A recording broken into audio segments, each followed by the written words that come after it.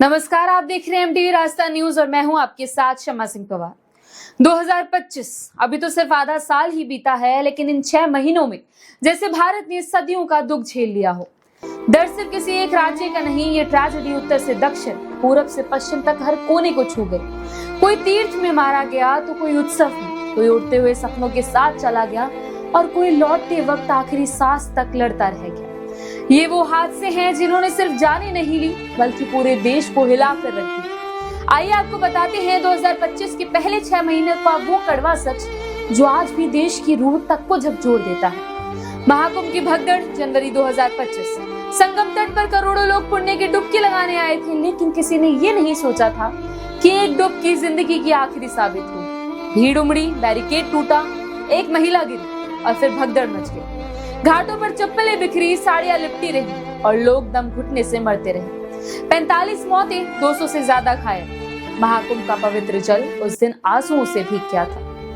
वहीं शहादत के साए में टूटी शामें, जब 26 परिवारों की दुनिया एक झटके में पहलगाम अटैक में उजड़ गई। स्थानीय गाइड नजाकत अली ने आतंकवादियों की गोलीबारी में साहस दिखाते हुए कई पर्यटकों की जिंदगी बचाई, लेकिन अपने ही कजिन आदिल हुसैन शाह को खो दिया, जो खुद एक नायक की तरह शहादत दे गए। पीड़ितों के परिवारों का हृदय विदारक दर्द बीते 22 अप्रैल की भयावह तस्वीर को फिर से जीवित कर देता है, जब निर्दोषों की जानें गईं, वो बिना किसी खबर के खून में लथपथ जमीन पर गिरे थे। उनके पीछे बिखरी टी शर्ट, छोड़ गई कहानियां और टूटे अरमान। यह दर्द की तस्वीर ऐसी है जो किसी की आंखों से सही नहीं जाएगी। हमले न केवल उन 26 शहीदों की जिंदगी छीन ली, बल्कि उस परिवार की उस निश्चल शामों को भी किरकिरा के गए। जहां लम्हों की खामोशी में अब खालीपन गूंजता है, वहां आज भी शामें सुनसान पड़ी।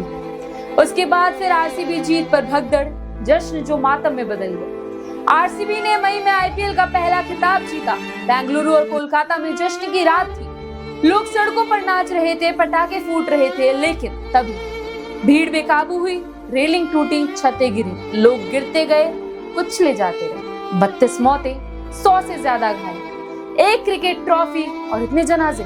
हमने जीत की नहीं, हमने मौत की तैयारी की। फिर हुआ अहमदाबाद विमान हादसा, जब आसमान ने सब कुछ छीन लिया। 6 जून दोपहर 1:38 बजे अहमदाबाद से लंदन जा रही फ्लाइट AI-171 ने उड़ान भरी। कुछ ही मिनटों में ब्लास्ट हुआ और विमान आग का गोला बन गया। 265 लोग जलकर खाक हो गए। सिर्फ एक यात्री बचा, जैसे सबने जिंदा चमत्कार कहा। आसमान जो उम्मीदों को उड़ान देता है, उस दिन मौत की लपटों से भर गया था। और अब हाल ही में केदारनाथ हेलीकॉप्टर क्रैश, जो लौट नहीं सके। जून के दूसरे हफ्ते केदारनाथ से दर्शन कर लौट रहे श्रद्धालु हेलीकॉप्टर में सवार थे, लेकिन मौसम ने करवट बदली और हेलीकॉप्टर सीधे पहाड़ से टकरा गया। मलबे में सिर्फ राख, झुलसे हुए शरीर और टूटे हुए मोबाइल बिल। 6 लोग जिन्होंने दर्शन किए पर घर वापसी नहीं कर सके। परिजनों के लिए अब बस भगवान की तस्वीर रही और एक अधूरी यात्रा। 2025 आधा साल बीत गया है, लेकिन इन 6 महीनों में भारत ने जितना खोया है, उतना शायद कई देशों ने दशकों में नहीं खोया होगा। कहीं आस्था दम तोड़ गई, कहीं यात्रा अधूरी छूट गई, तो कहीं जीत पर मातम छा गया और कहीं उड़ान आग में बदल गई। ये सिर्फ आंकड़े नहीं है, ये हर घर की अधूरी कहानियां हैं।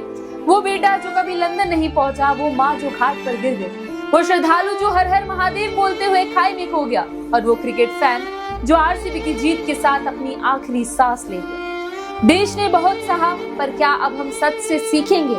क्या हम सच कबूलेंगे?